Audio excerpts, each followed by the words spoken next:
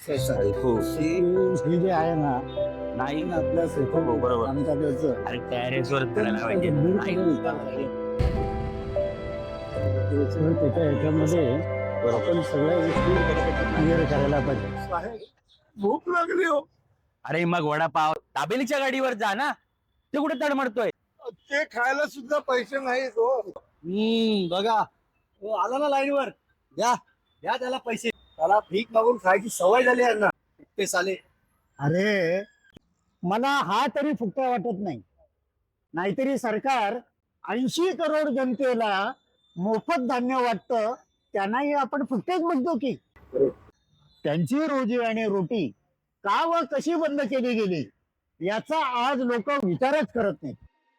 जाऊ द्या पटते साहेब, हे घे आणि काहीतरी खाऊन घ्या. जा जा. धन्यवाद साहेब. जातो काहीतरी 2 घास खातो, बघतो कुठे काही काम मिळतं का. बर परवा एका हॉटेलचं तुंबलेलं गटार साफ केलं, तेव्हा कुठे 2 घास पोटात गेले हो. तेव्हापासून मी उपाशीच आहे बघा.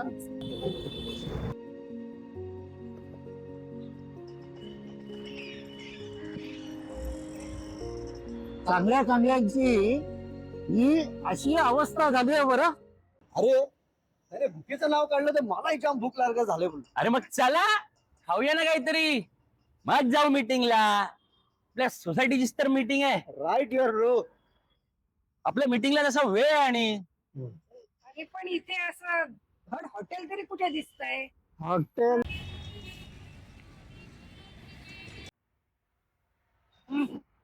दिसत तर नाही कुठे. अरे मग आज मस्त अशी भेळ खाऊया. इथं पुढे गल्लीत एक हॉटेल आहे. ते खास भेळ आणि मिसळचं सेंटर आहे. आणि मिसळ सेंटर. हा अरे तिथं सर्व प्रकारच्या भन्नाट भेळी आणि मिसळी मिळतात. भरपूर व्हरायटी. ठीक आहे. सर्व पक्षीय भेळ आणि मिसळीचं सध्या एक सत्ताधारी राजकीय सेंटर आपण पाहत आणि अनुभवत आहोत. तर चला सेंटर बसूया. चला हे बघ इकडे.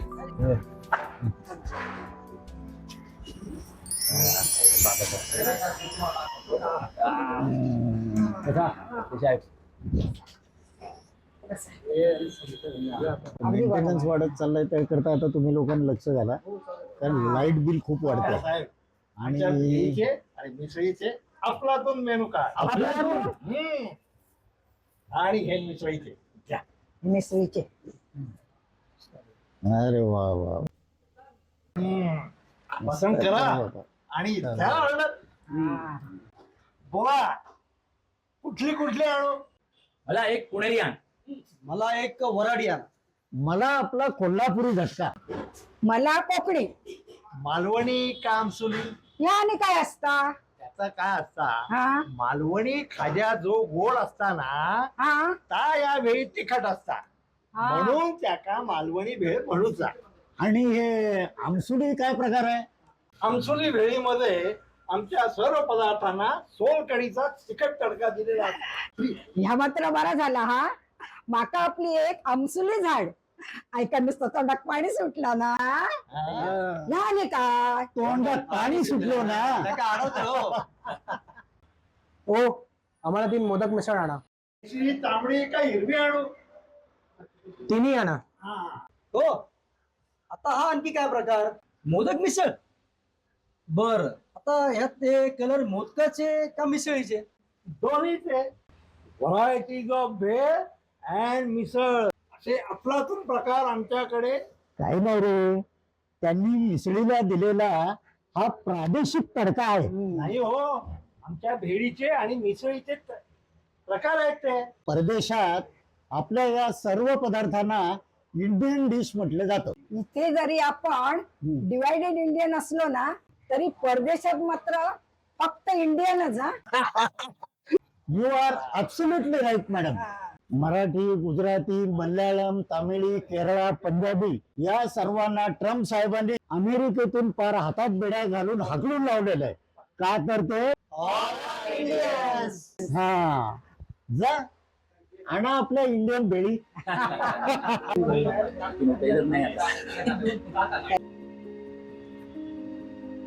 हे आपल्या सोसायटीच्या ह्याच्यामध्ये ही पुणेरी, अरे वा वा.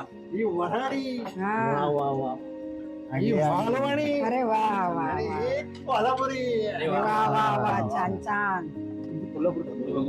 बघा ना तिकडे हो, तिकडे तुमची हा एक मिनिट ना ही कशी काय या सगळ्या बहिणी तर सारख्याच वाटतात हा, किंचित फरक आहे चवीत हा पहिला फसवतोय की काय? तूच तर मला या प्रसिद्ध भेळ सेंटर मध्ये आणलंस ना. हो रे, लोक बोलतात तेच मी बोललो. अरे हाच तर खरा प्रोपगंडा आहे. कोणताही धंदा काय किंवा राजकारण काय, दोन्ही गोष्टी नॅरेशन आणि प्रोपगंडावर चालतात. म्हणून कुणाला पप्पू ठरवलं जातं तर कुणाला विश्वगुरु. म्हणजे चवीच्या नावाने आजकाल या धंद्यावाल्यांनी चवीचाच धंदा केलाय. वेटर इकडे या. अरे या सर्व भेळी तर सारख्याच आहेत. हो, असं आहे. अहो या प्लेटीवरचे शिक्के बघा. हा?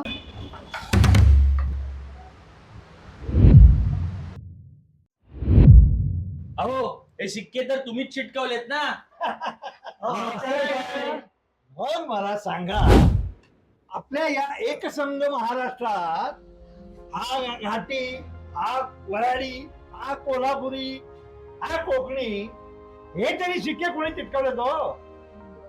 फोडाफोडीसाठी जाती जमाती हे कमी पडले की काय? साहेब, कोणतीही भेळ शेव चिवडा गाठ्या पापडी याचे मिश्रणच असणार ना. पण हे असे शिक्के मारून त्या भागाच्या आसनीला गोंजारायच्या आणि ते शिक्के माणसावर मारायचे. अगदी बरोबर. गरजेला मराठी आणि गरज संपली की हा घाटी, हा कोल्हापुरी, हा कोकणी आणि हा खेळ कोण कशासाठी खेळताय याचा आपण कधी विचार करणार की नाही? वाह वाह. क्या बात आहे नंदू शेठ. आपण तर अगदी राजकारणातलं मर्मच सांगितलं राव. यंगस्टर्स रिंग स्टार सोबत कुणी फोटो काढतो. आता आमच्या दोघांचा फोटो काढा बघू. साहेब, जशी ही भेळ तशी माणसंही सर्वत्र सारखीच. नाक, डोळे, कान, हात, पाय सर्वत्र सारखेच. अहो पण भूताचे पाय उलटे असतात म्हणे. अरे ती माणसे थोडीच आहेत. उलटे पाय पाहिले तरी कोणी पाहिले म्हणणारे फालतू मोठेपणे करत असतात. You are right Amit. कारण हल्ली माणसंच भूतासारखी वागू लागले. कारण त्यांना सामाजिक भान अजिबात राहिलेलं नाही. कोणाबद्दल बोलताय साहेब? हल्लीच्या टोल आर्मी बद्दल तर ट्रबल आर्मी बद्दल. हो, दोघांचंही समजा. पटलं साहेब. समाजाची काय आणि माणसांची काय? नैसर्गिक चव महत्वाची. नैसर्गिक म्हणजे समाजाला माणुसकीची, माणसाला त्याच्या जिभेची आवडणारी नैसर्गिक चव, तीच खरी चवदार आणि स्वादिष्ट. महेशचा बोलतोय ना? अरे हो, स्वतःची चव स्वतःच घालून बसलाय तो. आईला बघावं तेव्हा साला फेकतच असतो. तो सायन्सच्या स्टुडंटला केमिस्ट्री आणि क्लायमेट सिक्रेट सांगत असतो. यु नो 9th क्लासमध्ये असताना तो 12th क्लास घेत होता असं बिल्डिंगच्या पोरांना सांगत असतो. अरे हाईट म्हणजे बीसीसीआयच्या अंडर 16 कॅप्टन खेळलो मी आणि मला शिकवतो फिल्डिंग कशी करायची. म्हणून बिल्डिंग मध्ये सगळे गुरुजी गुरुजी म्हणून फिरतात. ऐकलं ना, लोक आज राजकारणाची चव गेली म्हणतात ना, ते हेच बरं. नुसती फेकंभाग, सत्याचा कुठे मागमूस राहिला नाही. राजकारण समाजकारण राहिलं नाही. कारण राजकारण समाजकारण आज नैसर्गिक राहिलेलं नाही. ते नैसर्गिक. अरे स्वप्नील, बरोबर म्हणता येतोय. राजकारणात समाज हित नसेल तर नैसर्गिकता कुठून असेल, आणि तेही नसेल तर चव तरी कुठून राहणार? आता समजलं. स्वतःला जनसेवक म्हणत साधा नगरसेवक 5 वर्षात लखपती होतो, आमदार करोडपती होतो, खासदार अरबपती आणि मतदार भिकाजीराव रोडपती. बरे का, यालाच आजकाल राजकारणी मंडळी चवदार आणि स्वादिष्ट असं म्हणतात. आता मला सांगा, यालाही नैसर्गिक चव म्हणायचं? येस, यालाच लुटारू मनाची नैसर्गिक चव म्हणतात. लूट ही चव. तर आम्ही बाहेर चित्र लावली आहेत ना, पण त्या चित्रात आमचा खूप आहे बरं.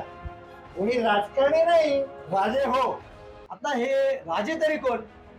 तुम्ही इकडे तुम्ही मतदार राजे आणि इकडे आमचे ग्राहक राजे. राजे हो. भेळ आणि मिसळ याला मामुली समजू नका. भेळ आणि मिसळ हे महाराष्ट्राचे, आपल्या देशातील विविधतेचे एकतेचे सर्वश्रेष्ठ प्रतीक आहे. अगदी बरोबर. म्हणूनच आपण कायम या फोडणीच्या आणि फोडाफोडीच्या राजकीय खेळापासून सावध राहायला पाहिजे. धन्यवाद.